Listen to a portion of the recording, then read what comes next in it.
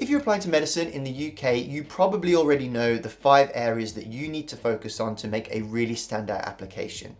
So what I'm going to do now is show you a recording of a free webinar I gave recently where I talk about all those 5 areas and how to be in the top 10% of each so that you really stand out with your application and give yourself the best chance of success.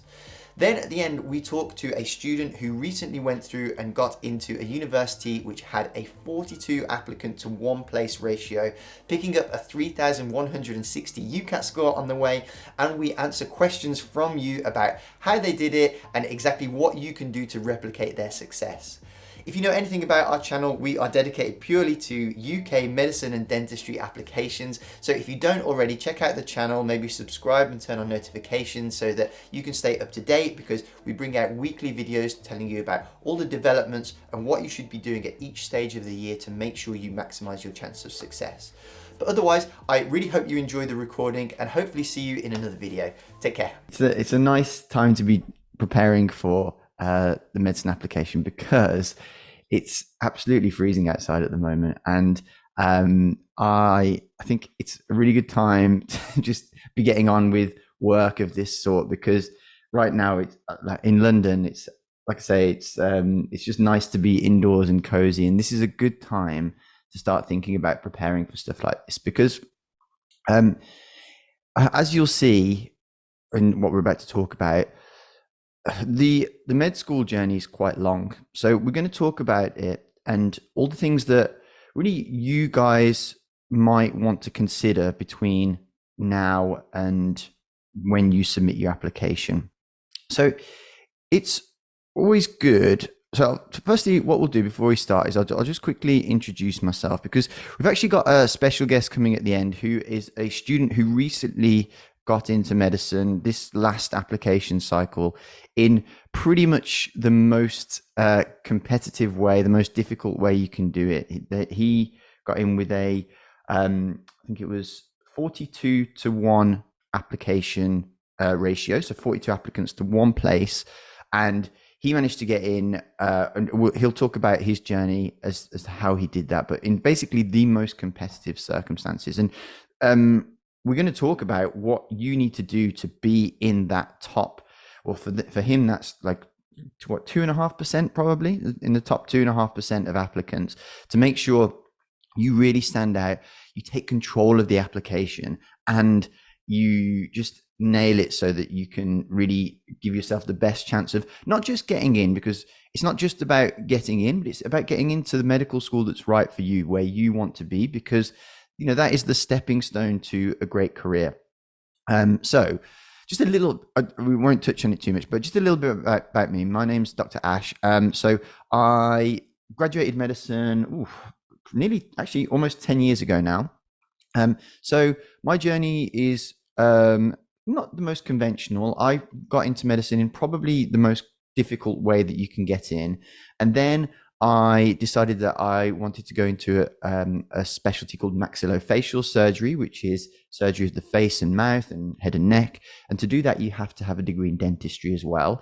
And I got into dentistry at King's I actually managed to get into a course where they do it in 3 years. So instead of the 5 years, they do it for 3 years, and it's only for medics. And I got in that way, which again was incredibly, incredibly competitive. And from the ways that I got into medicine, I kind of understood, I had to help myself understand really what it boils down to that makes people succeed or fail with this process. So during all of that time, ever since I was about halfway through medical school, I've been an admissions tutor, and then I became an admissions specialist and an interview panelist. And then I founded this company, which is FutureDoc, where we help people get into medicine. So that's just a little bit about me. But today, what I want to talk about is, first, I want to get a bit of an idea of who we've got with us. So I've tried to, I did make some polls. Let's see.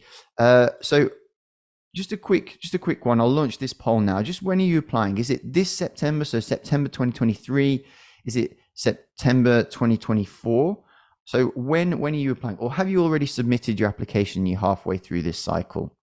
So I imagine most people will be submitting this September, so this coming September, so September 2023, to then go ahead and start in September 2024. That's usually kind of what we have about this time. So, okay, great. So yeah, most people have submitted their answers now. So I'll end that poll and I'll share the results with you. And we have about 91% of people are applying this coming September, which is perfect. You're in the right place. That's exactly what you should be doing, and you're going about it the right way. Because what I'm going to do is now show you. I've somehow managed to just let me unshare that a second, because I've somehow managed to draw all over my presentation. So let me get rid of it. There we go. So what I also want to know is, in the chat now, what's your biggest concern about the med school application? A lot of people hear many things and they sometimes get worried, or they hear things, and some of it is valid, some of it can be nonsense. So I'm here to help also dispel some myths and kind of shed a bit of light on really what you want to be what you want to be focusing on, because we just want to be very clear. So in the chat, if you guys say, what is it that's bothering you?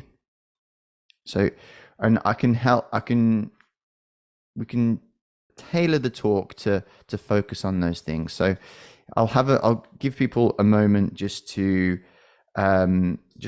put something in the chat, and then we'll go from there. And then I'll write another poll while you're doing that.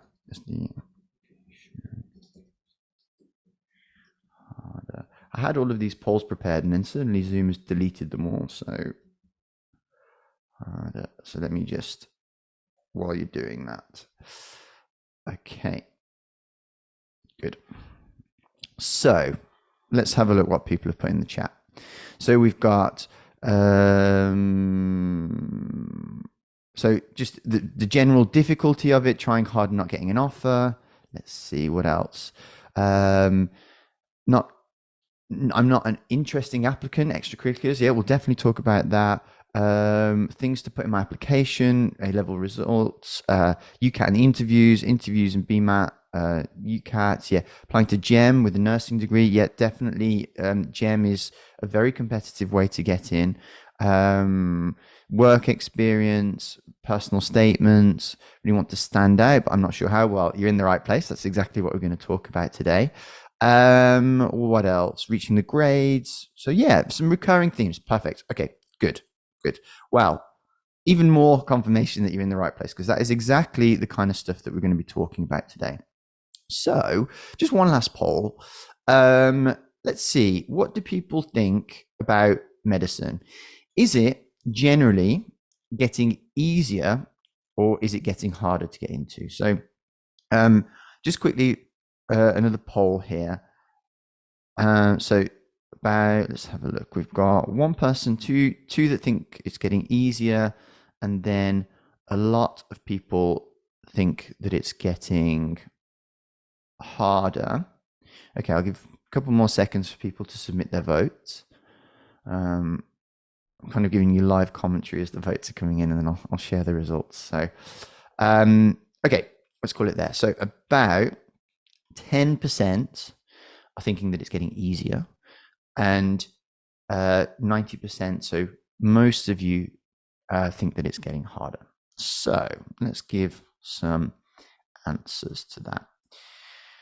So the stats are very interesting, because during COVID, we had a big spike in applications. But the thing that we've found is that the spike has stayed high. So it was consistently over the kind of 2015 to 2020 years, it was gradually increasing. Then we had a spike in during COVID, and we've kind of stayed, although it's dropped a little bit, it's still stayed quite high. Now, that's one thing, the number dropping, but what we have found is that people reapplying are staying quite high. So nearly a fifth of people who are applying for a second time, which is telling you that people are struggling to get in, and then submitting an application, a second, third, even beyond that.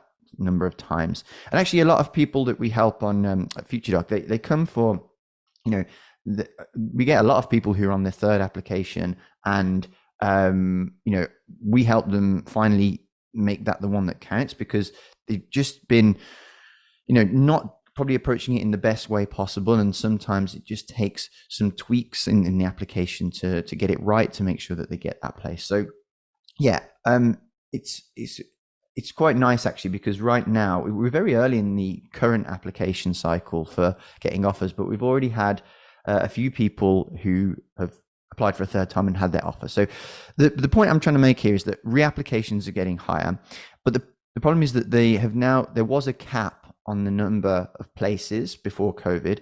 During COVID, they removed that. So the universities could offer up to 10,500 places, but now they've reinstated that cap. So although the raw number of applicants is lower, also the number of places is lower. So if you look at the ratio of places to applicants, it's lower than it's ever been. So it is getting more competitive, even in a time where the numbers have gone down. So these are just things to bear in mind.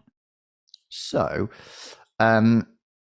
the thing that I want to get across to you is that you guys are here at a perfect time, because the journey to medical school is long. And one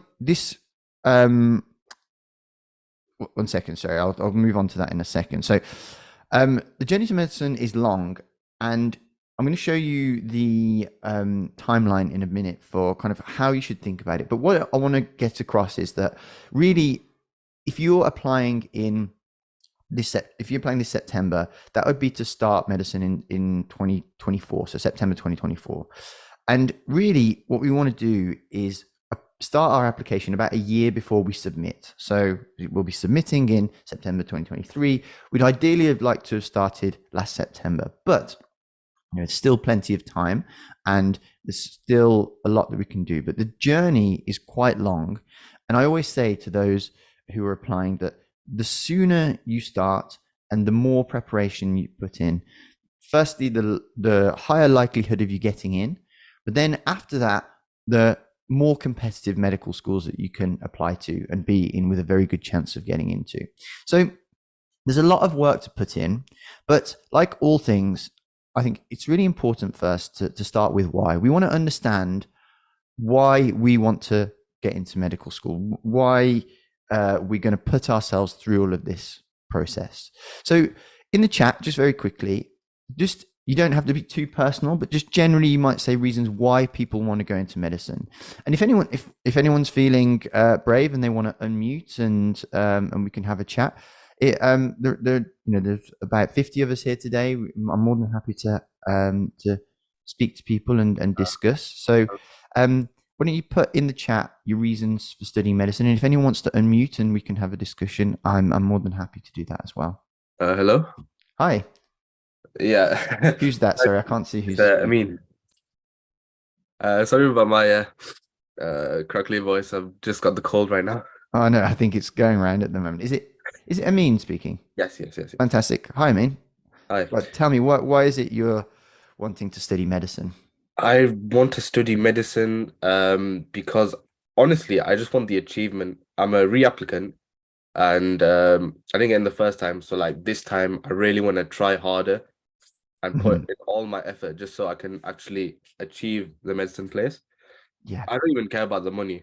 All I care about is proving to myself that I can get into medicine. That's literally my motivation right now. Yeah, sure. So again, don't worry if you're not comfortable sharing, but tell me what happened with your previous application. How did you get on with that?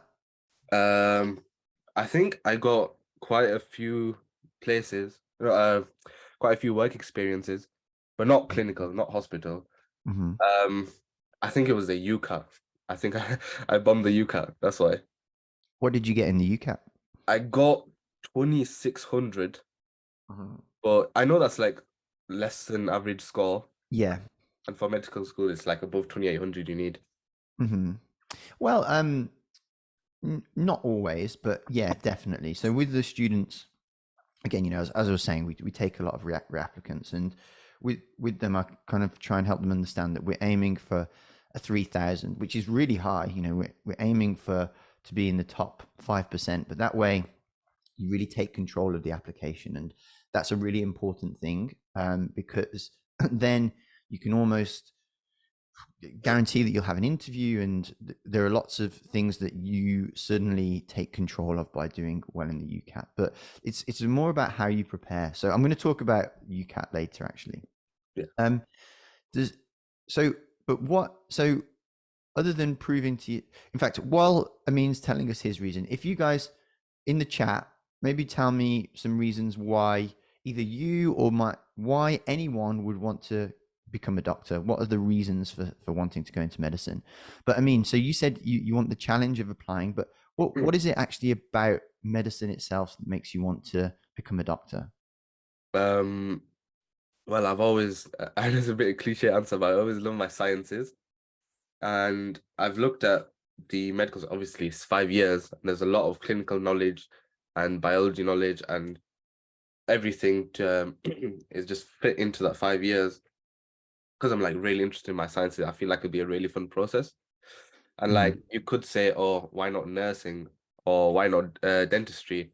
Whilst nurses are literally the backbone of, the NHS, I just feel like nurses course is 3 years, but to become a junior doctor is 5 years, and then you got your 2 foundation years. I Mm-hmm. just feel like there's a lot more knowledge that you need to know. That's why that's enticed me a bit more. And Mm-hmm. also, a junior doctor can specialize in many different areas. So I've got that variety and that the broadness to it. Yeah, absolutely. Yeah. Yeah, and that's kind of the course itself. So in the chat, we've got people who are saying, of course, the interest me by seeing different experiences of patients and how doctors help people and contribute so much to our society. A well reputable job as well. I want to enhance my clinical knowledge to help people in the interest of human anatomy. Okay, so we've got a lot coming through now. So love of science and lifelong learning, absolutely. Sounds cliche, but helping others, yeah, absolutely. Great. So some really good reasons, some really good whys, and I want you to remember those whys because they are so important for motivating you. You know, when times are hard, because the journey is, riddled with ups and downs, and um, having a really strong why and understanding your motivation for doing this is something that they will ask when you apply, but also you'll need to ask yourself, because that's, like I say, it's what's going to keep you going with all of this. So, but it is an incredible career, and there is absolutely no doubt that what you do is meaningful. When you're a doctor, every day you are doing something truly meaningful and impactful for people. And it's hard to put into words really just how valuable your skills are. But when, pretty much every patient that you're seeing, hopefully you're making a positive impact on their life, the feel good factor and like I say, the meaning and fulfillment that you get from a career in medicine is just outstanding. And you have at such a young age, because, you still, some people graduate medicine when they're 23. I think I was 24, 25. And some of the things that you've seen and the life skills that you have and the mental toughness that you develop to get into and through medical school are just unmatched to any other degree out there, I believe. And your life is always, it's never dull. There's always stuff going on. I mean, just a couple of weeks ago, for example, I was on a flight and they asked if anybody medical was on board. So I went forward, and normally it's usually something relatively minor that you can just quickly fix. But it was actually a young guy who was only in his 30s, and he was having a heart attack. And luckily there were a couple of nurses, and the staff on the plane were really good, and we had to divert the plane and treat him. But just there and then we managed to save that young man's life, and the the feeling of doing that is unlike anything else I can describe. So just having those skills that, I was just sitting there dozing off on an airplane, then all of a sudden you're called into action and you have to do something to really get called into action and switch on and go into that mode where you are your decisions are critical and it's life or death is It's something that, you know, you reflect back on, you think, I'm very glad to have those skills and to be able to be that kind of person that can help that, because obviously it's a flight of what, 600 people, and I and like I say, one of the nurse, actually it was, yeah, we were the only people that could do anything to help this person. So let's move on. So this is the timetable, sorry, the timeline that I was going to show you. So this is very crowded, and I'll show you where you can get a copy of this. But as I said, so you've got your start in September. You've got your application, which is a year before you submit, and a lot happens between then. And a lot of the prep as well goes the year prior. And there's a lot of stuff that goes on here.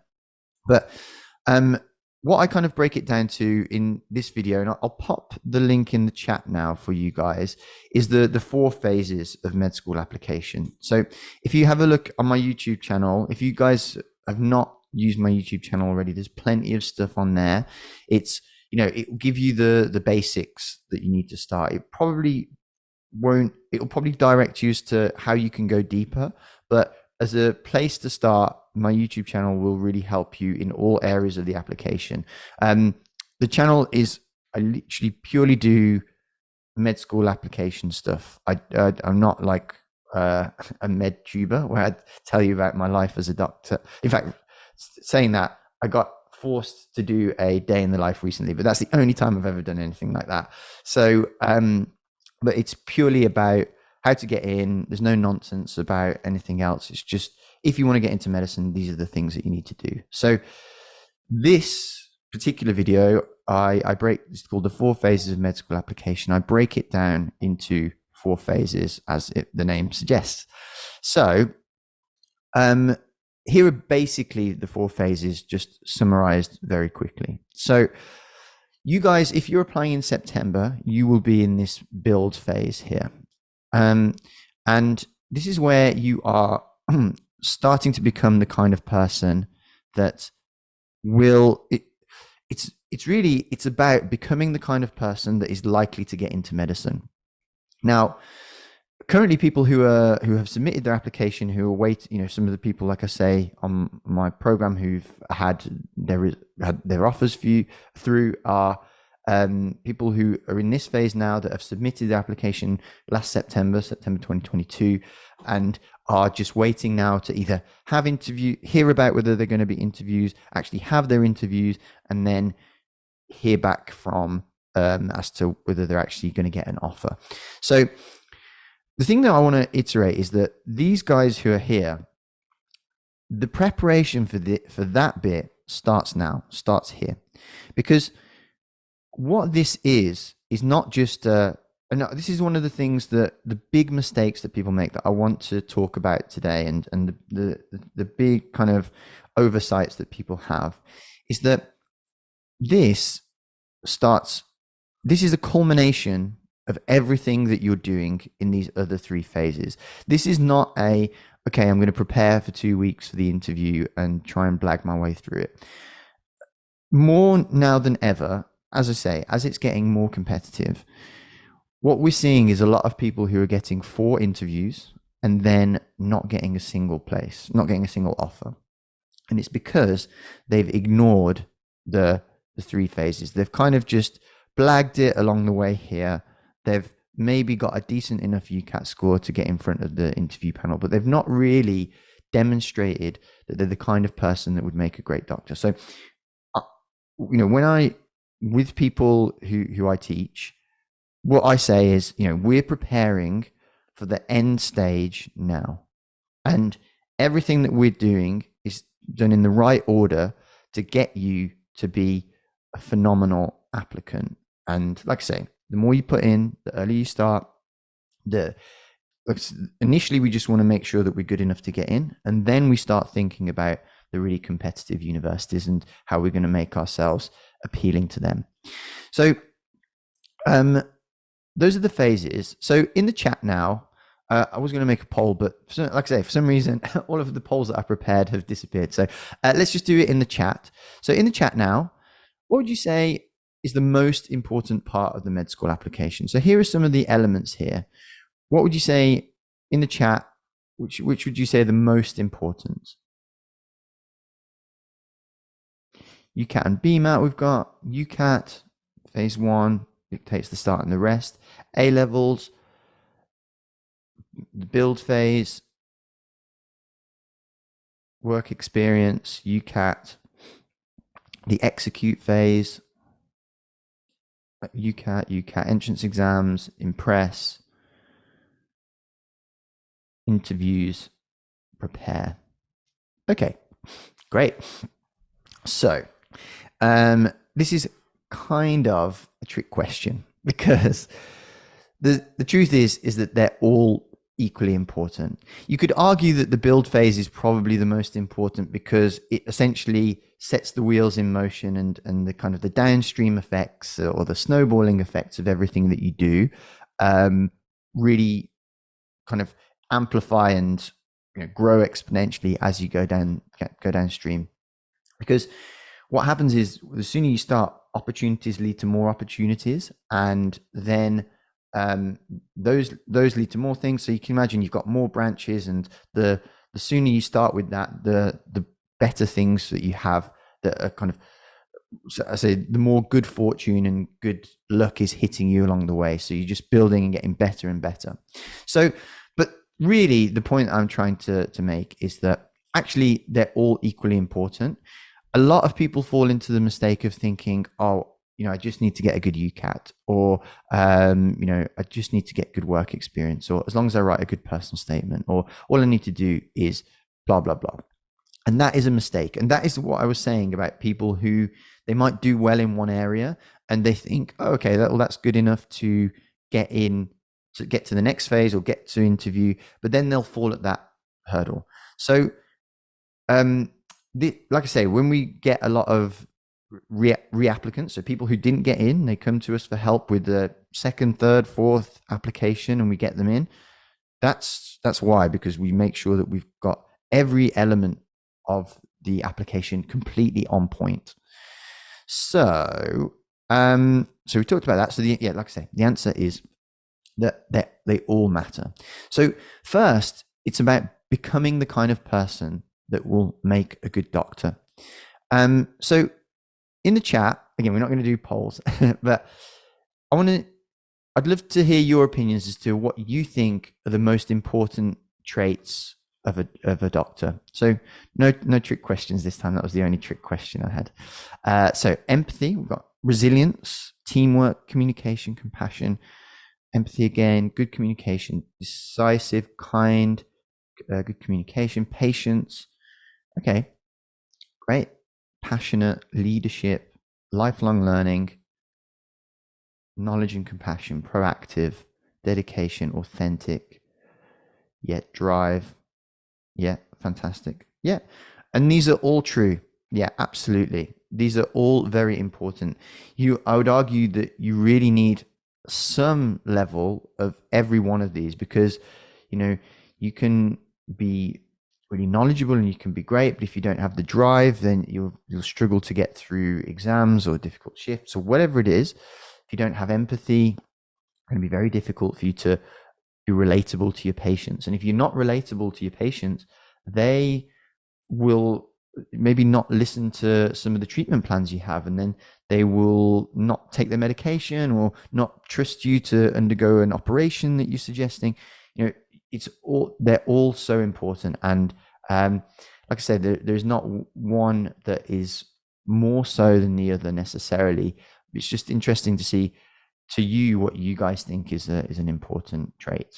So the build phase is where we develop those traits. So it comprises a few things, and so what we're trying to do at this stage is help ourselves understand, or not just understand for ourselves, but demonstrate that we know what the career is, as in what we're letting ourselves in for. It's a 5, potentially 6-year degree that people are taking, and medical schools want to know that you've got the firstly, you're going in with your eyes open, and you've got the stickability to um, to want to do it not just for the medicine degree, but beyond that as well, and for a lifelong career. And careers these days are lifelong careers are becoming a thing of the past, but medicine will always have to be a lifelong career because of the way you learn and the way that your skills grow and compound over time, and just the nature of the job. So it's about work experience, which I'll talk about in a minute. And it's also about extracurriculars. So extracurriculars, when I think of extracurriculars, these are the things that are demonstrating traits. And the reason that I say these in the build phase is because what they want to see is dedication to something. They want to see, whether it's a language, an instrument, a sport. These are all traits that you can demonstrate. Dedication, just taking a skill and developing it to a high level. If you're in a team, teamwork, or if you're a captain of that team, leadership. We talk about some of the things that you've mentioned here: determination, communication skills. These are all things that you can demonstrate with your extracurricular activities. Say if you're in school and you're doing a Gold Duke of Edinburgh Award, these are the sort of things that will demonstrate perseverance and all of the things that you guys have just listed. Of course, we want to. Yes. I just have a question about Yeah, of academics. course. Please go ahead. My family came in the room, so I kind of missed what you said about that. Could you just repeat it, please? So about work experience. Academics, sorry. So I'm just coming on to academics, actually. How are you? Oh, yeah. So academics, this is the time where you need to demonstrate that you have the academic ability and you're able to achieve the grades. So, medical school, it's really 3 A's at A level now. There are a couple of AAB universities, but really we kind of need to be aiming for 3 A's or an A star and 2 A's to really give ourselves a good chance. If you're applying as a graduate applicant, 2-1, there are a couple of universities that will take 2-2s, but 2-1 or a merit at masters are kind of the requirements these days. Now, academics is probably the least negotiable. No matter how strong your application is, there is very little leeway unless they really, really like you and you've done really well in the application, that they'll have some allowance with academics. So that is the one thing that I wouldn't bank on goodwill for. I would really do what you can to make sure that you've got the academics. And if you're applying as an international student, that means having equivalence, or even if you're coming from a non-English speaking country, having English language proficiency, which is usually the IELTS. So just making sure that these sorts of things are being done now and are on autopilot, so that you can really, when we get to the next phases, which are the preparation, and really the other one is crunch time, the implementation is where all of these things that you do culminate into you submitting an application. The really standout people are the people who've been putting in the work at this time in the next phase, because that is when, as I say, things are on autopilot, you're organized, you can compartmentalize things. So like I said, if you watch that video on YouTube, when I talk about the 4 phases, really what we want to do is take care of each one at a time, put all of our focus into it. And it's almost a set it and forget it sort of thing, or leave it on autopilot. If we've got our work experience sorted, we don't have to focus on that. We can just either know that we're going to turn up to it in the future, or it might be a regular thing that we're doing every week or every fortnight. If it's an extracurricular, we just know that we've got these things that we just turn up to and it's part of our schedule. So it doesn't take up much mind space. So we can, like I say, set it, forget it, and move on to the next thing. And of course, academics are such an important part of that as well. So we need to be making sure that we're meeting the eligibility requirements. So I'll talk very briefly about work experience, because this is one thing that this time of year people are concerned about. So just a number, 1 or above, how many different types of work experience are there in the chat?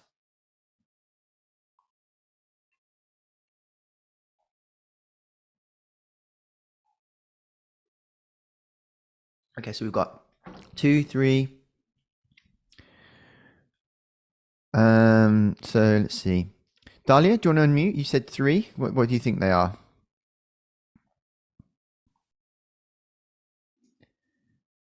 Let's see if Dahlia's feeling brave. No worries if you don't want to chat. That's absolutely fine.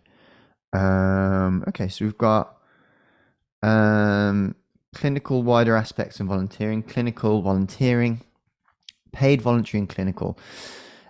Shiraz, I would say that that's pretty much it. Yeah. So there are 3 types of work experience. One is, oh, sorry, this is a video where I talk about work experience on my YouTube channel. Apologies for the thumbnails look a lot worse when they're blown up to full screen. They look all right when they're just a small one in the corner of the YouTube video. But yeah, so that's a video that I talk about with work experience. So there are 3 elements, and one of them is what I would call shadowing. So shadowing is what was being referred to there as. I think I'm drawing on this somehow, or someone's drawing on this somehow. I don't know how. Okay, fine, no worries. So, I think you're drawing on this. I don't know how I've allowed you to do that, but so sorry about that. it's okay. So what was I saying? So yeah, so shadowing is what people normally think of as work experience. So with shadowing, with shadowing, that is when you go into hospital or GP practice or whatever it is, but ideally one of those 2, and you're essentially a fly on the wall. You're there to work out what a doctor does in their day-to-day life, what life is like for them, the realities of being a doctor, understanding really the demands and the skills, and seeing those traits that you're trying to portray in yourself, seeing them in action so that you really understand what you're letting yourself in for. So that's the main thing that they want to see. They want to see that you've understood what the career is about and you're going into this with your eyes open. So that one, you typically do 2 weeks. So, a full either 2 full weeks over the summer or over Easter, or, if you're a mature student, you just take annual leave and do it whenever.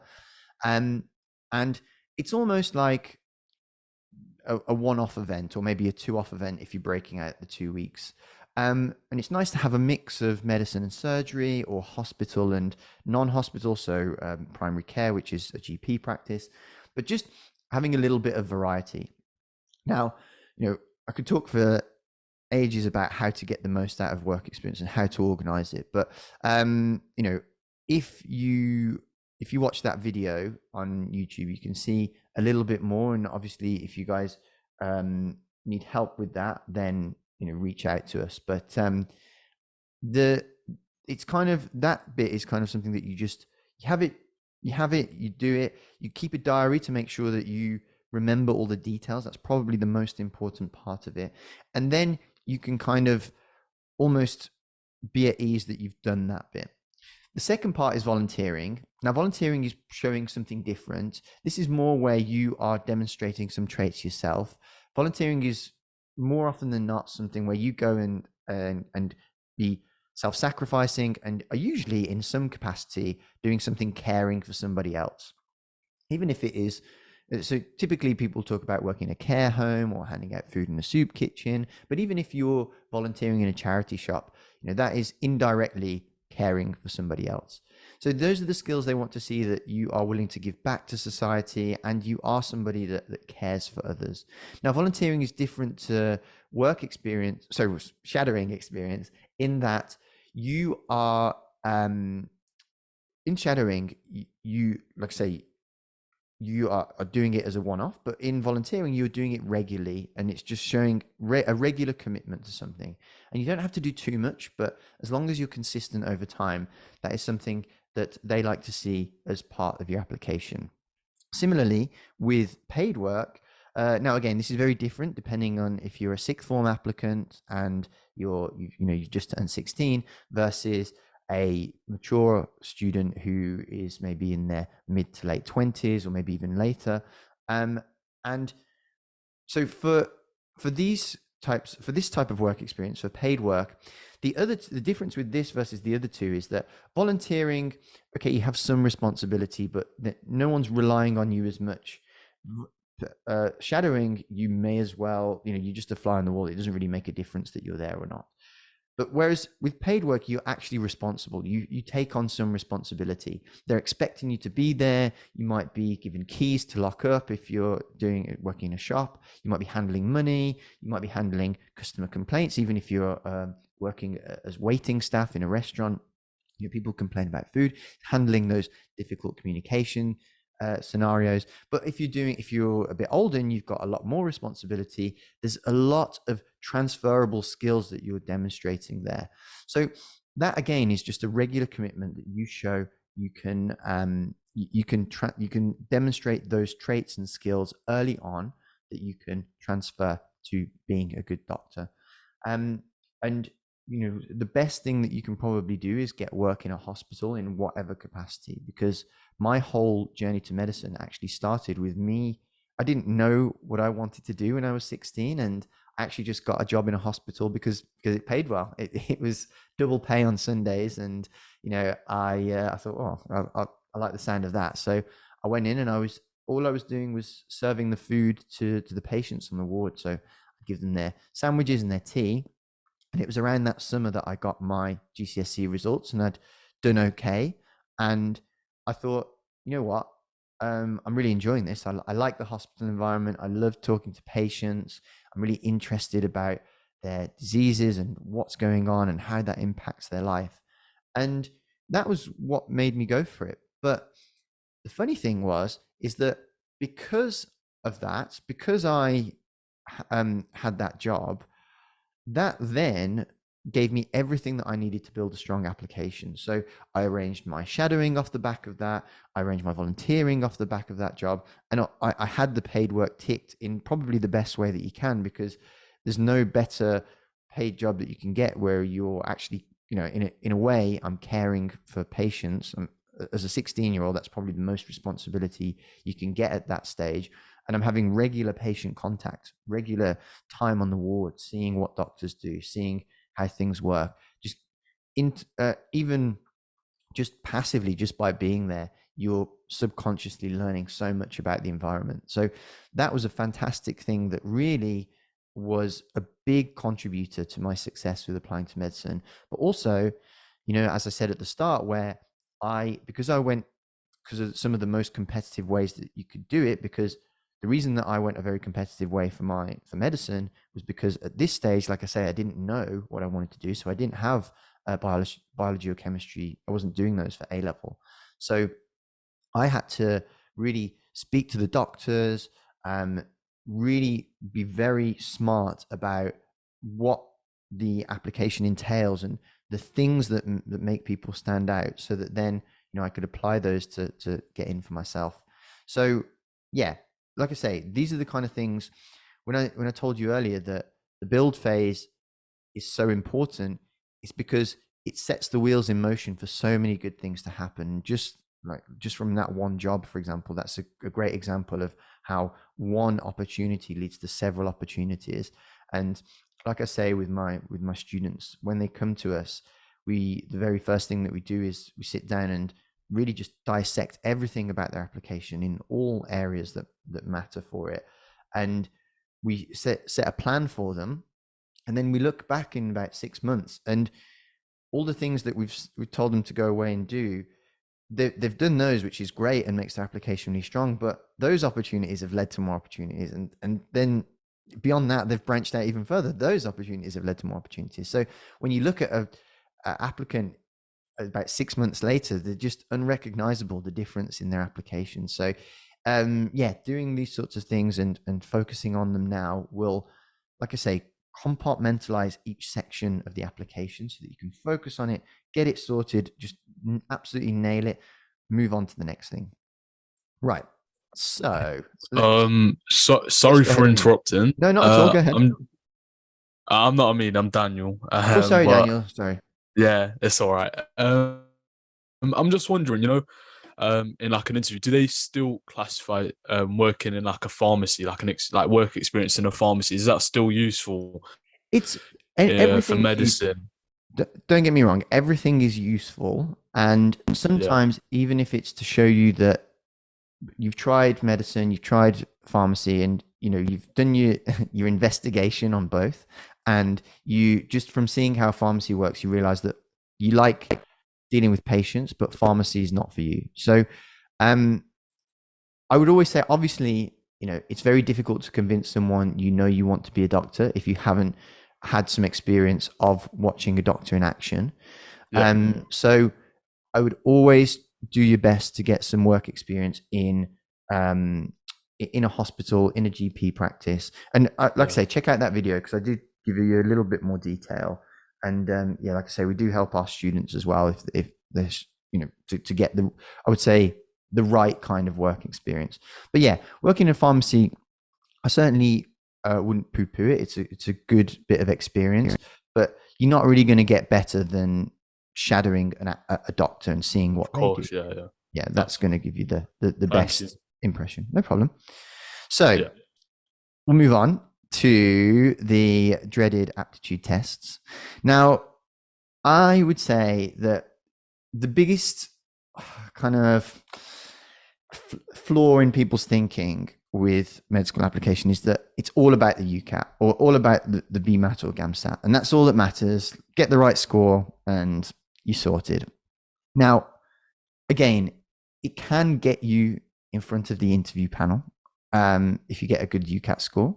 But like I say, if you've ignored all of the things that we're talking about before, you will just be somebody who's kind of, all shirt and no trousers, they say. So you might have a good score, but all the other foundations are missing.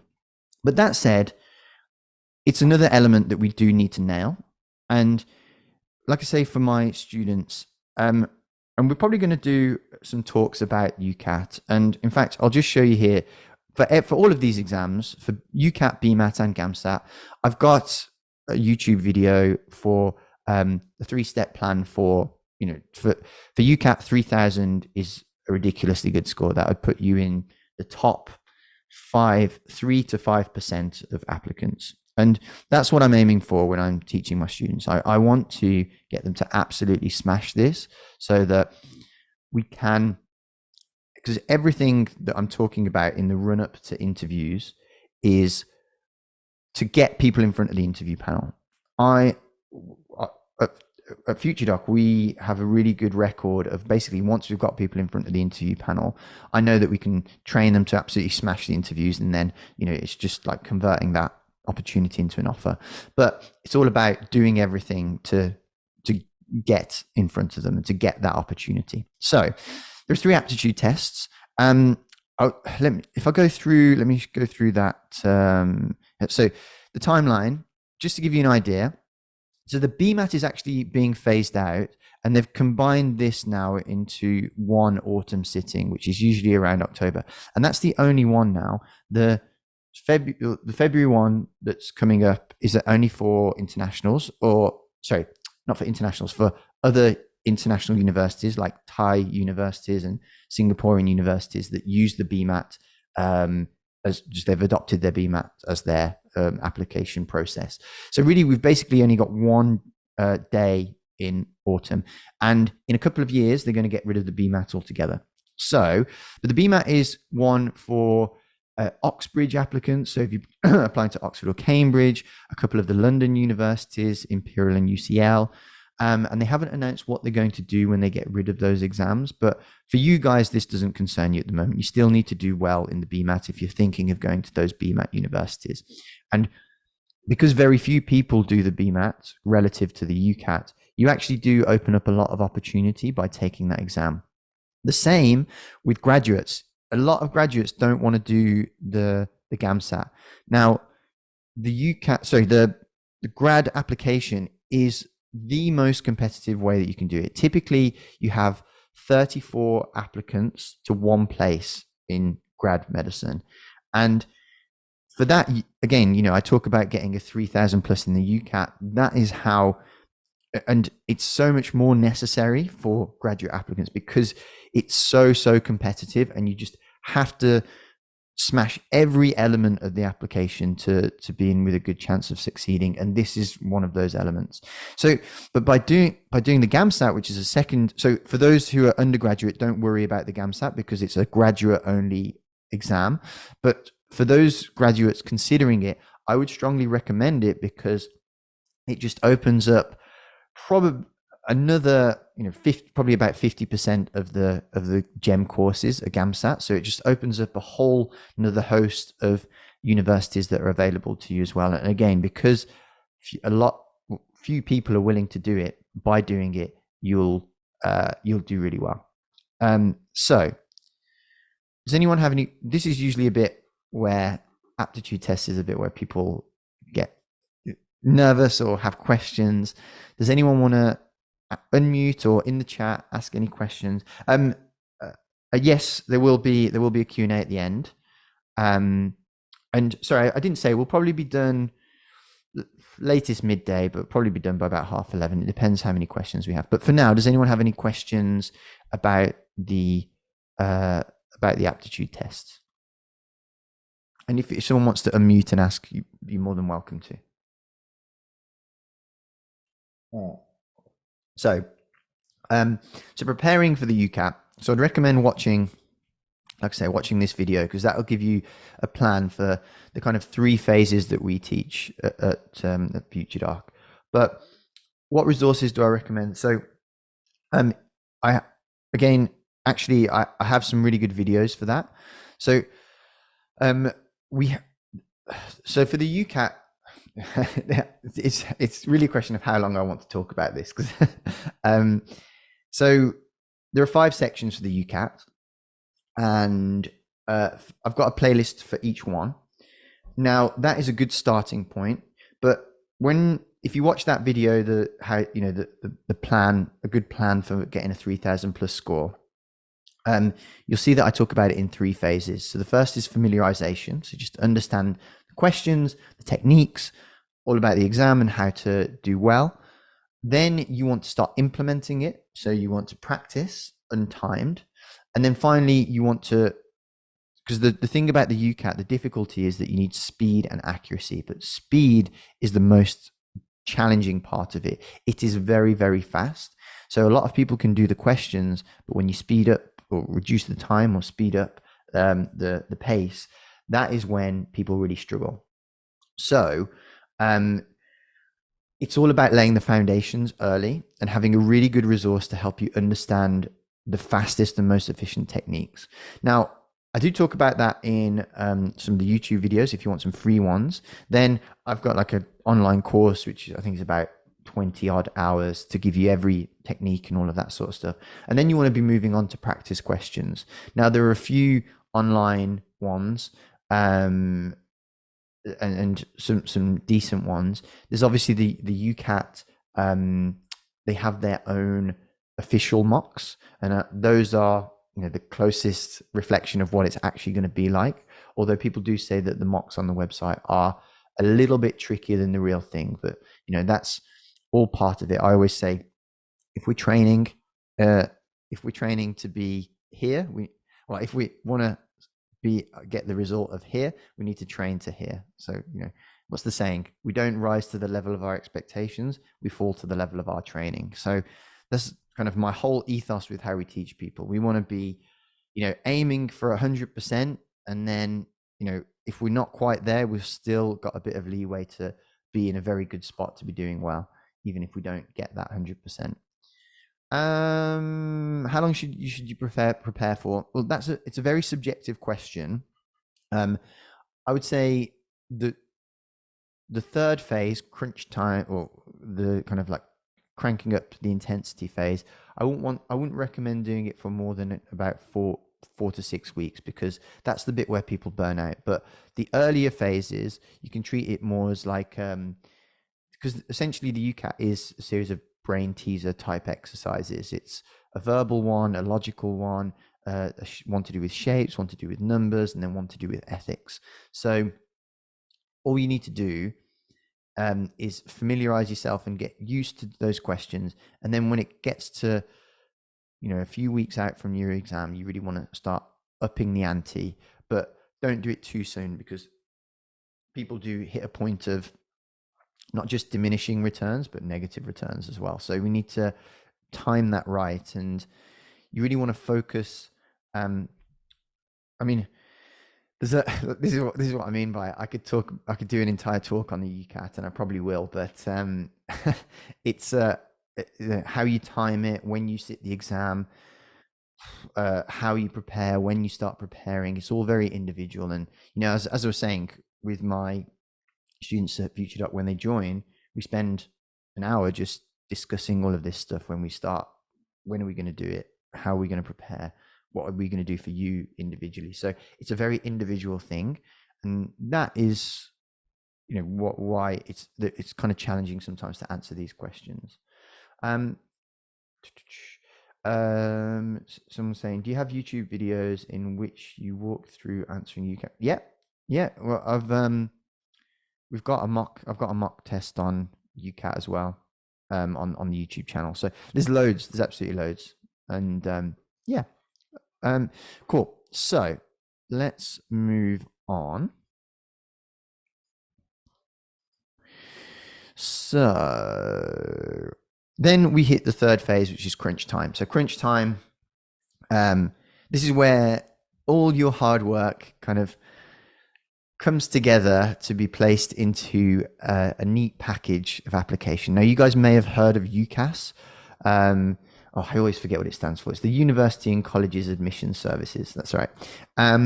So that is just a online platform. Everybody, if you're in sixth form, everybody who's applying to university will be applying through this, whether they're applying to fashion, architecture, medicine, dentistry, whatever it is, they'll all be using UCAS. So that's when you bring everything together to submit your application. But the summer prior to the September period, so it's usually the start of September to mid-October. 15th of October is always when the medicine application closes. Other subjects will be end of January, but you have to bear in mind that medicine applications close early. So 15th of October is the very latest. I would recommend that you have it squared off and ready much more before that. But yeah, that's so, like I say, summer is going to be a very busy time. It's usually where, if you've arranged the work experience, because the arranging of the work experience is the laborious part, but actually doing it is the fun part. So you might be doing your work experience over the summer. You will be writing your personal statement. You also have to get a tutor reference. You'll be thinking about university choices, and I'll talk about that in the next slide. Although you'll have done your preparation, you'll be sitting the UCAT, you might be sitting the BMAT or the GAMSAT, and then you'll be putting it all together to submit your UCAS application. Sorry, I heard sounds like somebody's trying to ask a question. Go ahead. Yeah, I think I was unmuted for a sec. But I do have a question though. Go ahead. Because it's so hard to get work experience in the hospital, how will we arrange that? Is that like part of the program or? Sorry, part of the coaching program. Oh yeah. I mean, on that we help people with that, but for everybody who's just wanting to work out how to do it, I would recommend watching that video. That video gives you a bit of a starting point for where to go. But yeah, for those on the program, we help with that sort of thing. So yeah, where was I? So this is where, I keep saying, when you in the build phase and you're compartmentalizing things, this can either be hell or it can be quite manageable. And this is the bit where people tend to struggle a little bit with all of it, and they find it stressful. But those who have been organized and got a lot of the stuff sorted, and you guys are in that time of year where the build phase is really important, and what you do now will massively impact how you experience this in August sort of time. So the UCAT window is it's all kind of orientated around that. So that's usually mid-July or start of July to the end of September. So you've got a wide range within which you can sit the exam. The BMAT is fixed. It's like I say, they've not released the dates yet, but it will be, last year it was the 18th of October. So it'll probably be around that sort of time again. GAMSAT is usually the second week of September. So kind of, let's say the 6th to the 13th. I think they've actually released that, and it's around those sorts of dates. So yes, a lot happening. And so Olivia's asking what the GAMSAT is. It's similar to the UCAT and the BMAT. It's an aptitude test entrance exam, but it's only for graduates. So if you're applying as an undergraduate, you don't have to worry about that. So yeah, like I say, the more that you have prepared and sorted out the other two steps, the smoother this journey will be. This is where you're putting all of the bits together. But choosing your university is incredibly important as well. We're talking, some people, every day I'll get a message on Instagram about, I applied this year and I didn't get in and blah, blah, blah. And they give me the stats of what their application was. And I look at it and I think, well, we've got students in, on our program with those sorts of stats. So sometimes I think people are not very clever about choosing. It's not they're not very clever. That's mean, but they're not optimal in how they choose their med schools. And I'll actually show you where you can get another free resource for helping to choose your medical school. But this is such an overlooked and important part of the application. And with our students, we'll literally sit down for hours and work out, because you only get 4 choices, right? And you need to choose the best ones for you. And if you want to go for an Oxford or a Cambridge, again, you need to start preparing now to make sure that you are meeting the standards. But then when it comes to September, we look at all the elements, all your strengths, all your weaknesses, what is good about your application and what suits what university. And spend a lot of time choosing this, because like I say, this is when we were talking about what's the most important element. It's like saying to somebody, what's the most important organ? Is it the brain? Is it the heart? Is it the lungs? Is it the liver? It's like, well, they're all important. It's okay, maybe not having one would kill you quicker, but they're all equally important to thrive, in this analogy, to thrive. But in, with the med school application, they're all important to help you get in. So don't underestimate the importance of choosing the right universities for you as well. So we're coming towards the end now. So this is where, let me get the link for this that I'll put in the chat. So if you want to know, if you want a bit of a guide to help you with your med school choices, here is the link that I'm going to give you. So it's just on our website. You just go to the free resources section, and you've got a few little bits here that are there to help you. For like, if Amin, who was thinking about maybe joining, we do have our own research beyond that as well, that we have a lot more information that helps us kind of really get granular with this and know exactly who should apply to where. But yeah, it's really important, and you can use those guys to help you. Finally, like I say, do not underestimate the interview.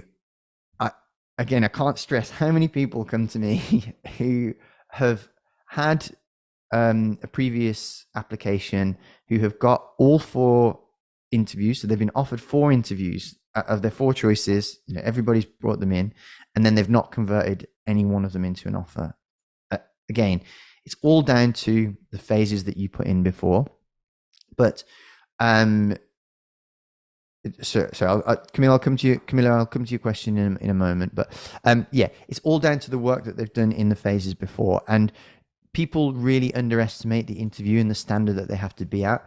We do a lot of mocks with students, and it's really funny because they think they're fine. They think you ask them, like, we do an in-person mock interview day, and we do online mocks and all sorts of interview preparation. And before we start, you'll always ask the students, like, how do you feel? How ready are you for interviews? And they always go, oh yeah, I think I'll be fine. And then you start doing whatever it is, the mock or the interview preparation session, and they very quickly realize how much more challenging it is than they think. So yeah, really important to not underestimate those. Camilla, in answer to your question, yeah, we do one-on-one prep. That's kind of the mainstay of what we do. We're very individual with how we help people. So yeah, if you want some good interview, some free stuff, my YouTube channel again, I have a brand new interview place. Apologies again for the terrible thumbnails. They seem, I swear they're fine when they're tiny little ones, and when they blow up, I'm always a bit like, oh, a bit cringe. But anyway, apologies for that. But yeah, if you want some free stuff, just go to the YouTube playlists, and we've got, you know, the basics to, you know, at least kind of put you in the right, give you some foundations towards helping. So Mariam's asking, do you have any book recommendations to write about in personal statement? Yeah. I've just bought I've just made a YouTube video or an Instagram. Sorry, I've just brought something out on Instagram about the 3 books that I'd recommend. Let me get you the link to my Instagram, because my Instagram's quite good for like little tidbits, where it's just, you know, little 60-second nuggets for you. So I did some on there. So again, in the chat there, I've just put my Instagram. I'm also I do the same. It's the same on TikTok as well. So whatever your preferred platform is.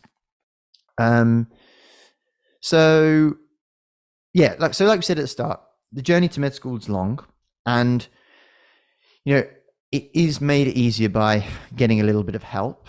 I think these days, because it's so competitive, pretty much everybody who's getting in is getting support of some kind, because, you know, there's so much out there from current medical students, doctors, lots of people, that really the access is there, and the access and the information is what makes a difference. So we've just had loads of people graduate, because, you know, a lot of people have had offers now, so they've graduated from our one-on-one coaching program. So if you guys do want some one-on-one help, we do the FutureDoc coaching program, where we help people one-on-one. We've only got a few places, like I say, because we've still got the cohort from last year, but we've like I say, a few people have recently, it's very early in the year actually for this, but a few people have already got offers and graduated from the program, because they're going to medical school now. So we've had a few places free up in the last week or so. It is application only, so we're quite selective about who we take on. But if you want to submit an application and have me and and the rest of the team coach you one-on-one to get into medicine, I can give you the details for that. But so in fact, I'll pop the link in the chat now. But yeah, so that is it. We'll take questions in a minute, but actually we've got a very special guest along, and that is Josh, who, as I said, Josh last year, I'll let him tell you his story, but he got into a course that was 42 applicants to one place.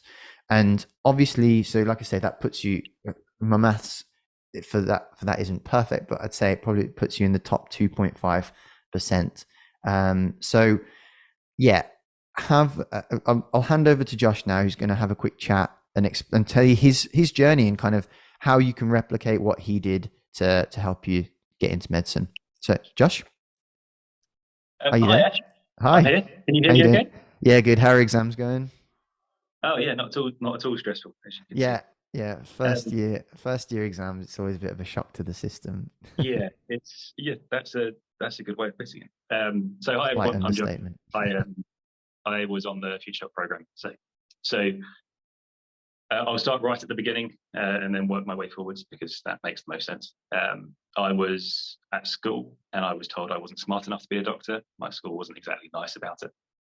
So I took a year out, decided what I wanted to do, and applied to be a paramedic and do a paramedic degree, which I did. Worked as a paramedic in London for about 6 years. Really enjoyed it, but after the pandemic, So a lot of work, and I thought it's not quite what I want to be doing. So my fiance was applying to medicine at the time, and she said, "Why don't you do it with me?" So I thought, oh, I'll give it a go, see how it turns out. And then she found FutureDoc and persuaded me to have a chat with Ash.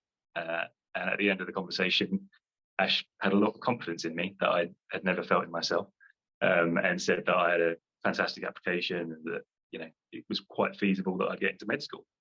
So I was assigned a tutor who shall remain nameless because she's fantastic and gets inundated with requests, who coached me through every aspect of the med school application. I was working full time. I was doing a lot of overtime with other work and things. Working through the pandemic, there was a lot of work to be done. So the amount of effort I would have had to put in to achieve everything that FutureDoc helped me to achieve would have taken years and years of reading, researching. And they coached me through loads of different things. They helped me with my prep for the UCAT and the GAMSAT. Much preferred the UCAT. The GAMSAT was not an enjoyable experience, but I understand why it is important. So I emailed every university in England, Scotland, Wales, and Northern Ireland that offered a medical degree. And I said, I've got bad A levels, not bad A levels, but not great A levels. But I've got a lot of clinical experience. Would you accept my application? 3 universities said yes. They were Plymouth, Exeter, and Newcastle. And Newcastle offers 2 courses. One is normal undergrad and one's accelerated. So the first 2 years are condensed into one in the accelerated program. So it's the same level of content, just a lot more contact hours. Didn't get into Plymouth or Exeter. They didn't offer me an interview. And then Newcastle offered me an interview. My interview prep consisted of a day in person with the FutureDoc team, loads of mentors. Ash, Ryan was there. And it was a really, really good experience, but it felt horrible at the time. It's very interesting. You can do a lot of interview prep with people and I've done that, managers, friends, family, but until you've got a panel of strangers staring at you, asking you questions, it is a very different experience. And I think that was one of the most valuable things I've done.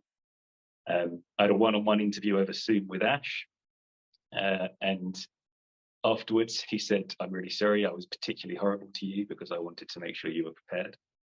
And it was very, very uncomfortable. It was a very real representation of what it was like.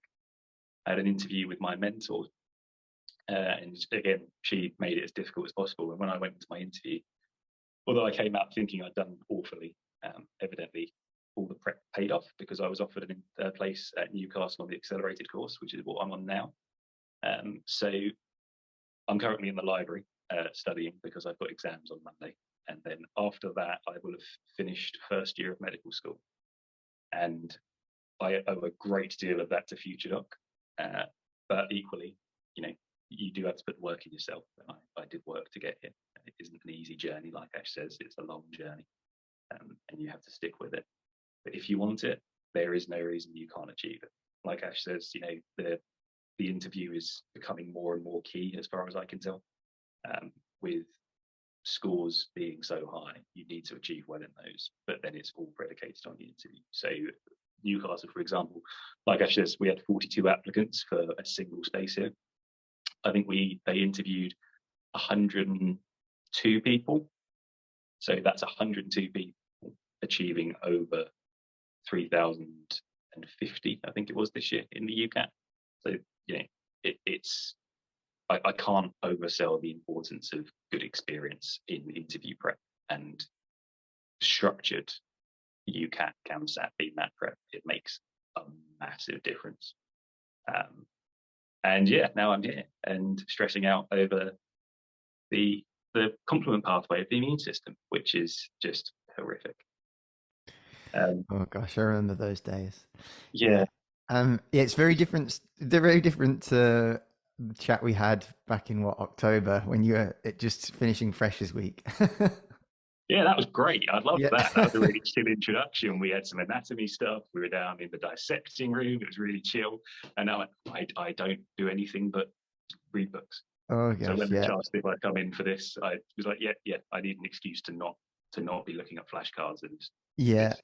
Oh, mate. Well, welcome break for you. Happy to be of service. But yeah, no, I mean, in fact, before you joined, Josh, I was talking about this, about going through medical school, the character building and the resilience. I mean, Josh is, in probably caveman mode at the moment while he's doing exams, and it's a very, I find that although it's sometimes really challenging, you grow so much from it. And actually, when I come out the other end of exams, I am always a lot. I'm kind of the whole time I'm revising, I'm fantasizing about all the fun stuff I'm going to do when I'm out of when I've finished, and all the hobbies that I'm going to do, and all the trips that I'm going to make. And actually, I feel like it motivates me to kind of come out of it stronger. And yeah, you do that 4 or 5 years, and it does accumulate over time, compounds. And then you forget about your hobbies, and you keep revising for more exams. Yeah, exactly. Keep going, keep going. It's you'll get If there. anyone has any questions for me as a former student, I'm happy to field them. Yeah, but I mean, just it's interesting. You were saying that. I don't remember you telling me that thing about the teachers at school telling you that. That's awful. What? Yeah, No. it was so I had a lot of issues during my A levels. My dad very selfishly had cancer 3 times through my A levels, Gosh. and each time it was about a month or a couple of weeks before my exams.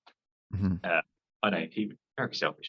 He's fine now. He's arguably healthier than I am. But my school didn't tell me anything about extenuating circumstances, special consideration. None of that was ever a factor. And when I'd said to them, I'd like to do medicine, they literally just said, given your projected grades and how your first year went, we don't think you've got the potential to do it. And there was no, let's work towards it. It was a case of, no, set your expectations more realistically. So I Yeah. went to Switzerland for a few months and worked over there and skied for a bit, and then came back and applied to paramedicine. Yeah. I mean, I hear that. Not to knock schools, because obviously they're doing their best, but I mean, the thing with the schools, even the really good ones that have, like, some of the really fancy schools have, medicine entry teams, but even then, I feel like I don't know, it's not the same as people who are, you who are in it, who are studying, have studied medicine or studying medicine, and really know what it's like and what's involved. I always feel like, yeah, people sometimes are a bit let down by their schools, which is a shame, and it shouldn't be a barrier to letting people get in. But yeah. I think one of the key issues there is organizations like that and people that are sort of talk about reducing these concepts about, we'll have a mentoring ed team. They are very formulaic, and they're not personal to each person. So they're basically saying, you've got a list of criteria you have to fulfill, do this. And I think when you make contacts and you engage with people that are here, they recognize what you need help with and what you don't need help with in a much more useful sense. Yeah. Yeah, I think, yeah, trying to be cookie cutter approach, trying to have a cookie cutter approach to it is just not, I don't think it's a formula to be successful, really. But yeah, and yeah, the other thing that was, I mean, to tell you guys about why Josh did so well is that he absolutely smashed the UCAT. What did you remind me what you got again? 3160, 3150. Yeah. So like I was saying before, that is probably the top. Well, 3,000 is usually about the top 3 to 5%. So Josh is probably in the top 2% of people. So yeah, like you said, a structured approach to it. And but to put that in perspective, my first mock that I did for the UCAT, I got 2,300. So it's not like there was no innate, oh yeah, I'm smart, I can do this. This was a case of training my brain to think differently. And I gave myself, I joined the FutureDoc program. God, I don't know when now. In December time, I think. So I gave myself plenty of time to learn, do it properly, and gave myself plenty of time to engage with it. Yeah, great. Okay, cool. So let's answer some questions. We run the risk of us just having a really nice chat and forgetting that there's other people here. So, is medical school exactly what you expected it to be? Oh God, no. It's for me. I was expecting to get onto an undergrad program, not an accelerated program. I didn't think I had the potential to get on here, but when you're told you can apply, you do. It's a lot more intense. So in comparison, I was chatting with Daisy. We met up the other day, one of the other FutureDoc mentors who was, FutureDoc mentors, who applied to the undergrad program and started the same year I did. We were comparing contact hours and sort of intensity of workload, and they're miles apart. Like, she couldn't believe how many contact hours we have a week. We are in here 9 to 5, 4 days a week, and 9 to 1 day a week. Frustratingly, my clinical experience isn't really helpful in the first year because it is all science. So until I get on a ward and I can talk to patients quite well and I can take a history, it's not the most useful thing for assessments, which is quite disappointing. So I am very much bottom of the pecking order when it comes to sort of exams and things like that. It's not my field of expertise, but equally when we do practical stuff, it's what I did for a job, so it makes it a lot easier. But ultimately, sounds silly, but it's more work than I was expecting. I knew it was going to be a lot of work, but there's an awful lot of work.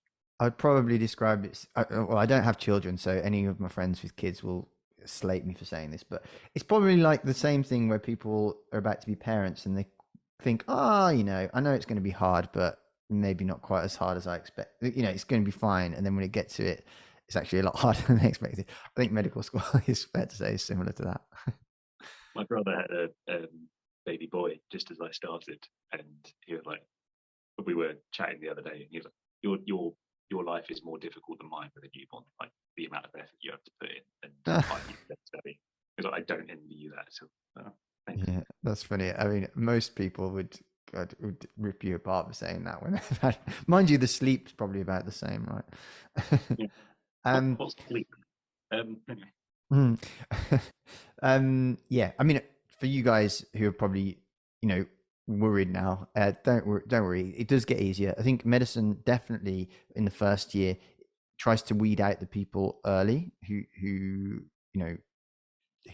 aren't cut out for it, but most people, by the time you get to medical school, you've kind of demonstrated that you are. But it does actually get better as it goes along, so don't worry. And Josh is probably at the hardest point of his entire degree right now, so one of at least anyway. From what I've spoken to with people in undergrad med, they say it's not so much the work that's difficult, it's the intensity and the jump from A levels to independent life. Like, it's easier for me because I've been through uni before, and I've got a house, I've got a partner and stuff, and it's easier for me because my life outside of uni is much more stable. Whereas when you're a student for the first time, it's mind blowing having that level of freedom, and that also plays a part in it, having to think about every aspect of life as opposed to just school and home. Yeah, absolutely. Well, I could talk about this for ages, but I guess let's see what other questions. If anyone wants to unmute, by the way, and ask Josh a question, please feel free to, or ask me a question. Anybody. If you want to do that, just interrupt me. But if not, I'll just go through. Oh yeah. Hi, can you hear me? Is that Michelle? Yeah, it's Michelle. Hi, Michelle. Hi. I was wondering. So, say you've done the application, you've got a place, and say you've done well in your interview, but on A-level results day, you're maybe a grade off your offer. Would you just automatically lose the place? So I wouldn't say automatically, but there's quite a high likelihood. And then you would either have to go through the clearing process, or you'd have to reapply. But yeah, like I say, probably the most non-negotiable part about the med school application as a whole is A levels or your grades. That's the bit that's, you know, you can, if you've not got an amazing UCAT score, you can still work around it. If you've not got the best personal statement, you can make up for it elsewhere. But if you don't have the grades, unless you've really nailed the application and really, really impressed them, there's usually not much not much leeway for grade movement. Hamish, were you trying to ask a question? Yeah, I was just all right. I was wondering what I'm also looking to apply for GEM. I was wondering, would you recommend going for the shortened course, or would you say go for both and see what you get into? I mean, obviously, it might be a case of just seeing which course you get on, but if you had a choice, what would you recommend? Is that Josh? Do you want to take that or sure? Yeah, sure. So I would recommend, if you're in a position to apply for both. A lot of people on my course have said they would rather be doing the 5-year course at the moment because the workload is so intense. Yeah, right. It does rely a lot on your personal circumstance. Like if you want to be done quicker for any sort of reason, Yeah, you want to go on to the 4-year course just to take that extra year out, then I think that's important. But you'd have to, I think another thing to do is every sort of accelerated course and GEM course runs slightly differently. So look at the curriculum and see. So like for me, my first year is effectively hell. But after that, I join in 3rd year. So it's just like a normal medical degree. So my next 3 years should comparatively be easy.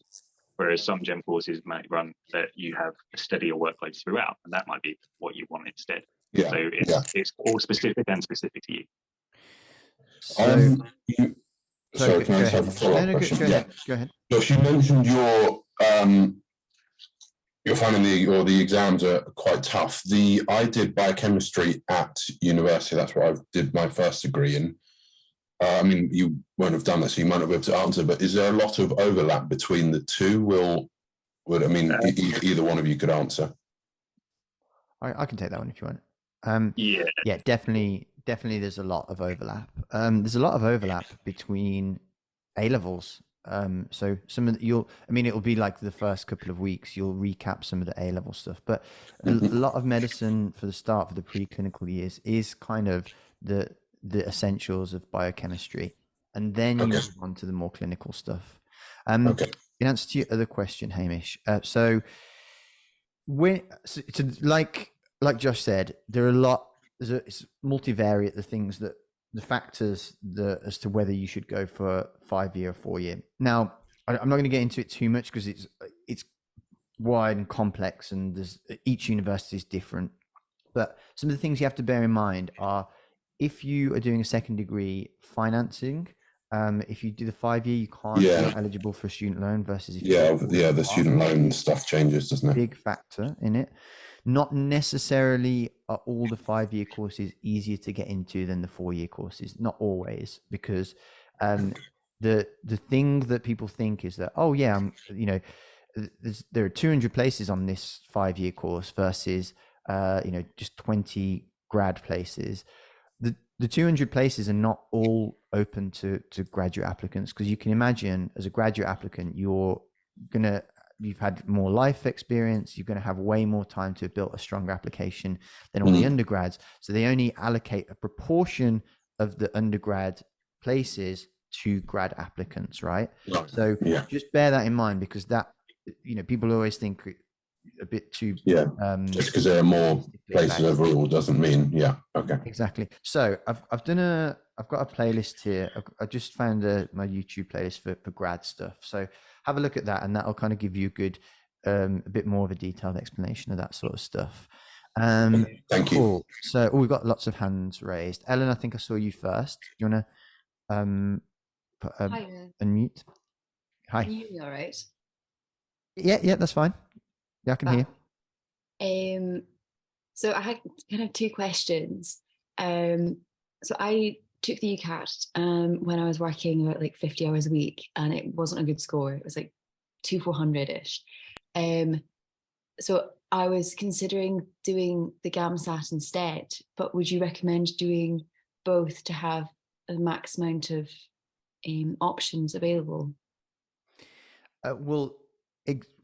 So the GAMSAT, the thing with the GAMSAT as well is that the score lasts for several cycles. So your score counts for 2 years. So let's say you sit it, I mean, you wouldn't be able to sit the March one that's coming up because the registration's closed now. But let's say you sat the September one. So that is valid for 2 years. So effectively it's for 3 cycles, right? So you've got the 23 application, the 24, and it still will count because you'll still be at the 2-year mark for the 25 application as well. The other thing with the GAMSAT, so to answer another question that's in the chat, can you redo the UCAT? You only get 1 stab at the UCAT per cycle. So, within July to end of September, you have 1 go at it. If you don't do well, and unfortunately, you have to just wait until the next year. Now, with the GAMSAT, you can do it. So there's 2 sittings a year. You can keep doing it, and you just take the highest score. So you can keep going until you get one that gets you in. Now, in addition to that, very few grads are willing to do the extra work to take the GAMSAT. A lot of people fear it, but that is an opportunity because so few people want to do it. If you are one of the few that does it and does okay in it, you then open up, like I say, pretty much the number of grad entry. So I'm talking purely grad now. The number of grad entry options available to you pretty much almost doubles when you expand to the GAMSAT universities as well. Okay, because I have a 2-1 in nursing, so it's not like STEM and it's not a first, so I don't feel like I'm very competitive. Mm-hmm. Grand, that's good to know that GAMSAT kind of. Yeah, sure. And again, when the grades are just a small part of it, like I was saying, they're all equally important, and if you can nail all the other areas, then you'll be within a good chance. So yeah, it's difficult. I understand, Can I just say something to add to yeah, that? go ahead, Josh.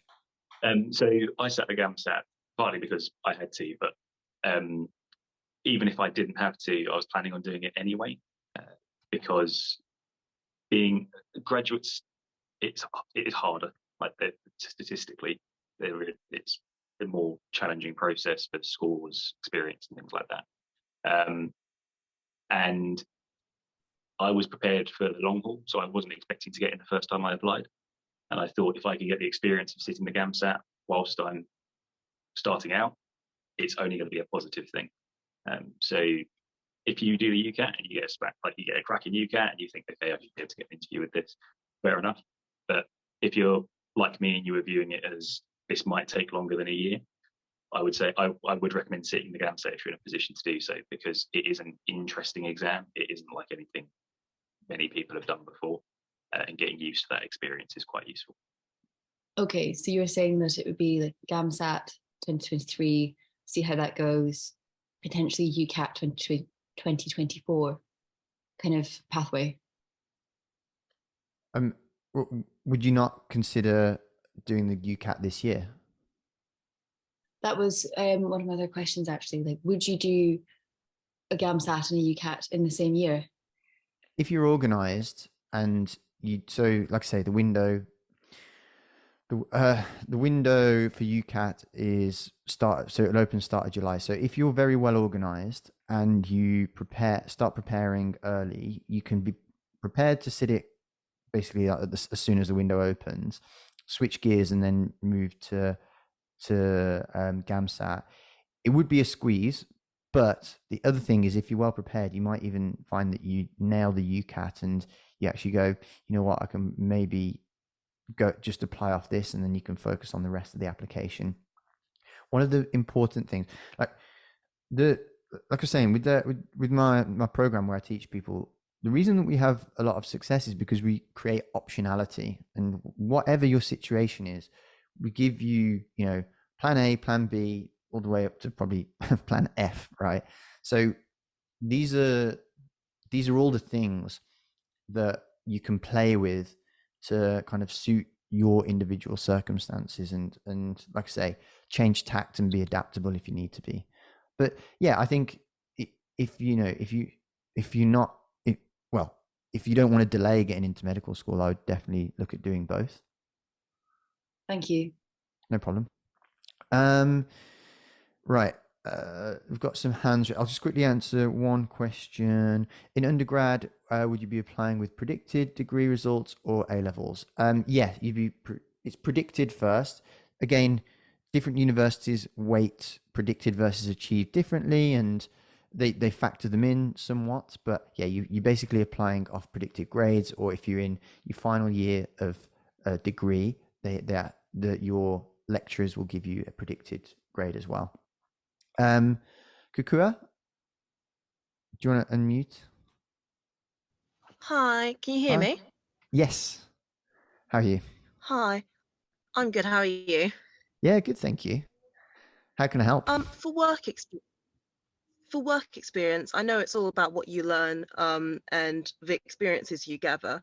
But currently I've emailed a couple of places, and I've got a week at an IVF clinic lined up, social work, with a social caring team, with two doctors, nurses, social care workers, and pharmacists lined up, working with them for 3 days, and hopefully shadowing a GP for a weekend.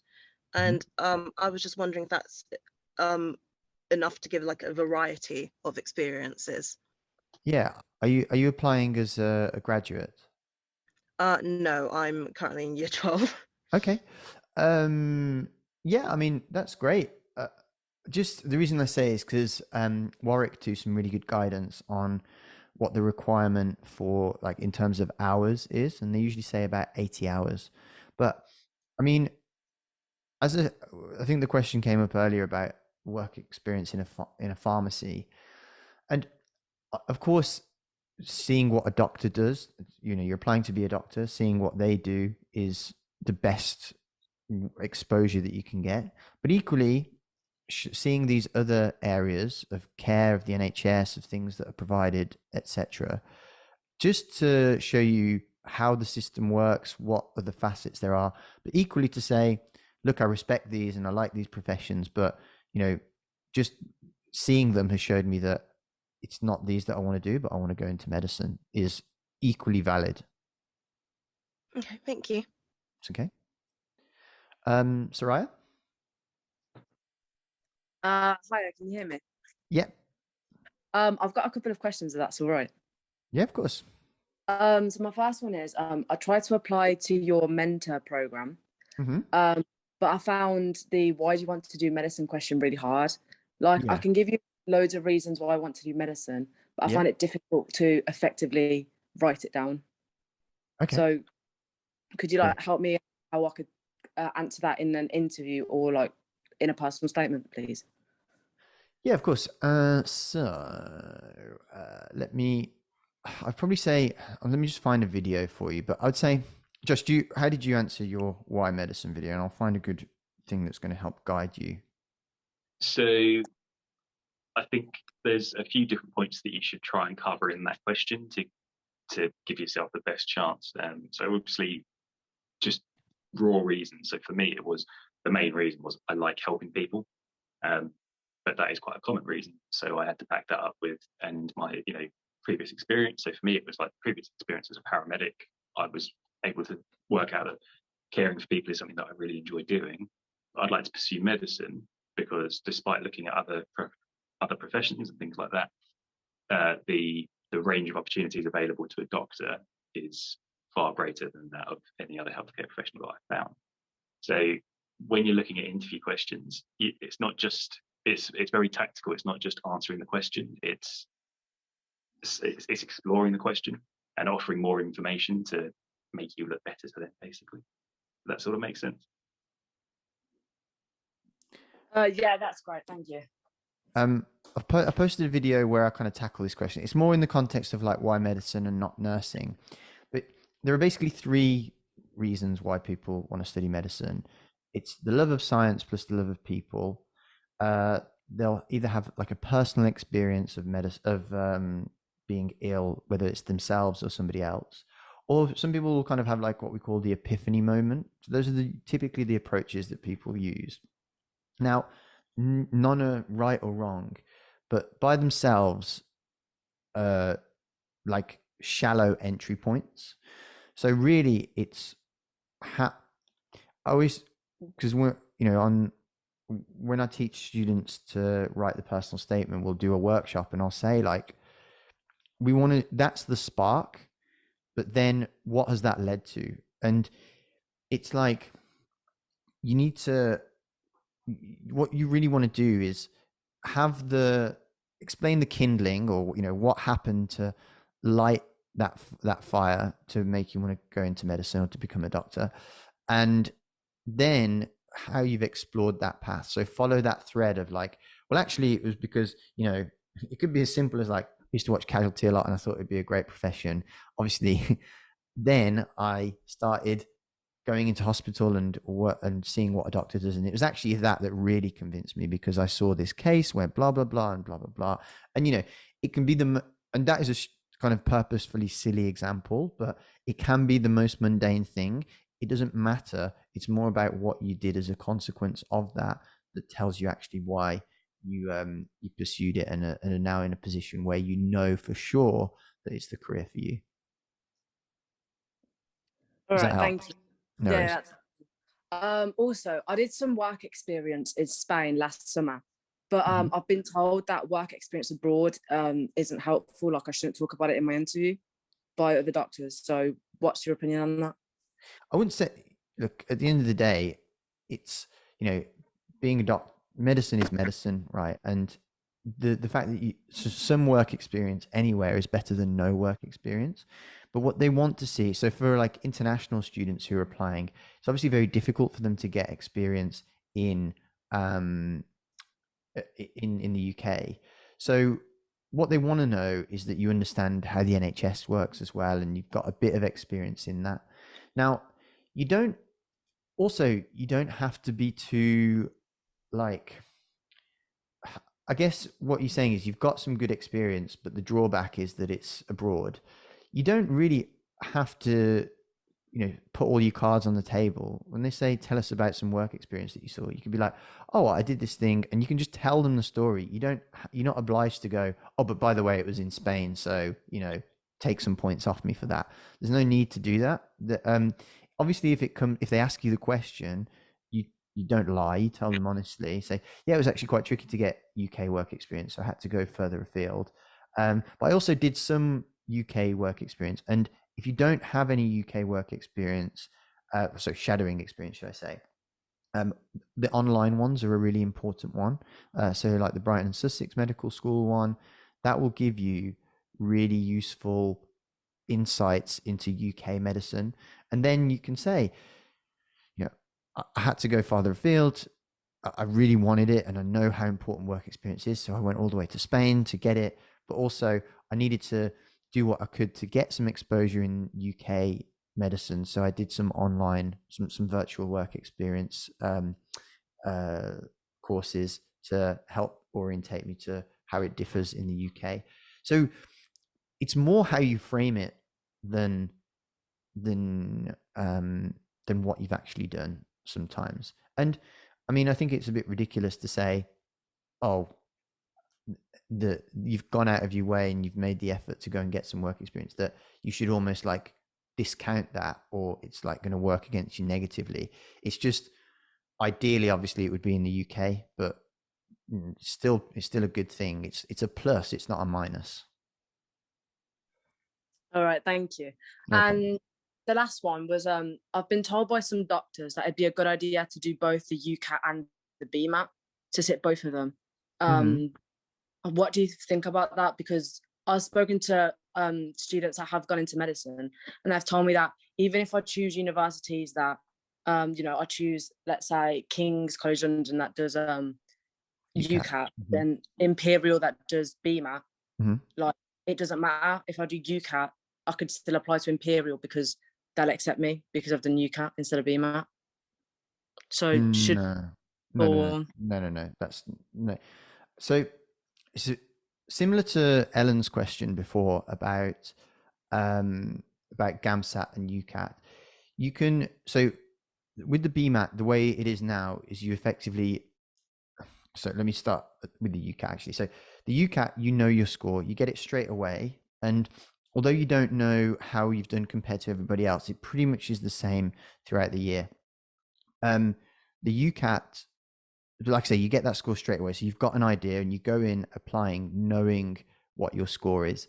The BMAT's not like that. You have it, you go in and the score's blind because you'll have submitted your application and you only find out your score after. So if you put a BMAT university, and you don't do well, then you can't know, you couldn't have known whether it was worth applying. So it's a bit of a risk that you take.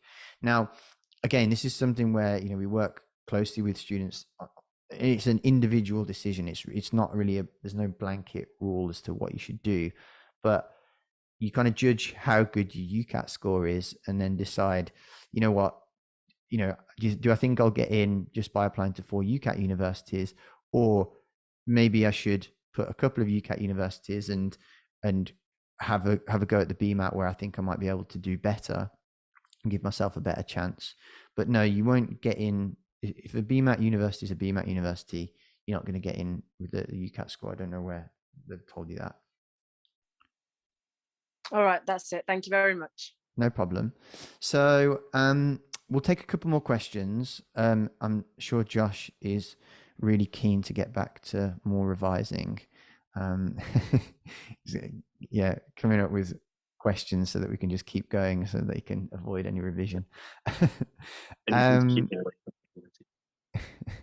So Bisma, do you have a question? Yep. Hi. So I have 2 questions. So firstly, would you say that work experience in a GP is just as valuable as work experience in a hospital? Yes. In a word. Okay. Yes. 100%. Okay. And also, my sister is in her first year of med school, and she's wondering what are the most effective ways to revise. Oh, well, Josh, why are you in it? So I'm doing 3. I use 3 systems simultaneously to try and maximize my revision. So flashcards. There's a piece of software called Anki, which everyone on the cohort uses except me. I hate it because I hate flashcards, but they are very good. So making your own flashcards, producing high yield notes. So most programs are built on learning outcomes and they have boxes that they have to tick. So producing high yield notes about each learning outcome and then using those notes for the 3rd step, which is mind mapping. So taking a concept and trying to remember everything you can about that and things related to that. And before you know it, you fill up a whiteboard with random stuff. And it just helps with initial revision, retention, and utilization. So it's the 3 aspects of the 3 first levels of learning. So that would be my advice. Yeah. The only one I would say I would change about that is that I wish I didn't write notes at the start of medical school because there's so much volume that I spend a lot more time writing notes than I could have probably read the same thing 3 times. But definitely mind maps for sure, and testing yourself. So Anki or flashcards, because it's kind of like your memory is very closely related to emotions as well. So when you get something wrong, it upsets you, you get annoyed, and that is enough to make you remember it the next time. So lots of testing and making sure you're understanding what you know. Because there's the what's the saying? It's the difference between I can't remember what the actual the proper term for it is, but the difference between you think you know it and you know it. And a good example is electricity. So most people in the public, most people in the public will, if you ask them what electricity is, they'll say, "Oh yeah, I know how electricity works." But really, all they know is that they're just familiar with it. That's it. It's confusing familiarity with actual understanding. But if you ask the average person on the street, actually tell me how electricity works and how it's generated, how this light turns on, they might not be able to tell you it. So that's the trap that people fall into in medicine, is that they're like, "Oh yeah, I know that word, I'm familiar with it," but actually testing themselves to a level that they can explain it and understand it well enough. That's the challenge. Okay, thank you. A big thing on that as well. There's a difference between remembering something and using something you remember. So None of the questions in my exam so far have been, what is this? They ask a lot more in-depth ones about using, and it's based on using knowledge that you have been given to work out a problem or identify different aspects of it. So yeah, I think that is very key. So I think we'll do one more question from Grace. Go ahead, and then we probably have to call it there. Hi. I don't know if you can hear me, but I can't hear a thing. I don't know if anyone else can. Oh, I can hear you. Yeah, and I can hear Grace. Oh, there we go. Hi. Fabulous. So my question's just more about the volume of things we're doing for application. So that of like the work experience, the volunteering, the courses, the extracurriculars. How much is the quote unquote right amount, and how much of it becomes where it looks like you've got more just for the sake of doing more? You're not actually doing it to enhance your application. You're doing it just to say, I've done this, I've done this, I've done this, and I've done this. Yeah, I mean, there's only so much you can write about in your personal statement. There's only so much you can talk about in a 20 to 60-minute interview, right? So it's about quality. And that video that I recommended on work experience, I'd recommend watching that, because that kind of goes into getting the balance, because, your focus is on a successful med school application primarily. And if you're always at your volunteering, at your paid job and all that sort of stuff, then the chances, that's time that you could be focusing on the application.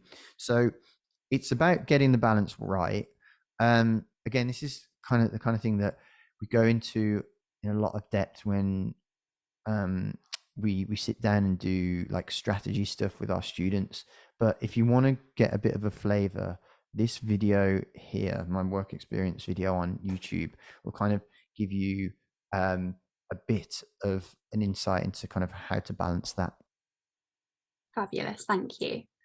Cool. All right, guys. So we'll leave it there. Tosin, I think your question that you just put in the chat is very similar to, the last two questions about volunteering and all that sort of stuff. So I think that gives an idea about the balance. But thank you guys for coming. I really appreciate it. Like I say, we have a few spots available that have just freed up in the last week if you'd like some one-on-one help with your application. They go quite quickly, so I'd recommend submitting an application today if you're thinking about it. But whether you just use some, however you go about it, just remember that the more you put in and the earlier you start, the stronger you're going to make your application. There's that saying of the more you sweat in peacetime, the less you bleed in wartime. And really, if you can really go for it, now is the time to just go all in with the med school application. We've got about 9 to 8 months to really just put the effort in now and push to get that place, because like I say, it is getting really, really competitive, and we just have to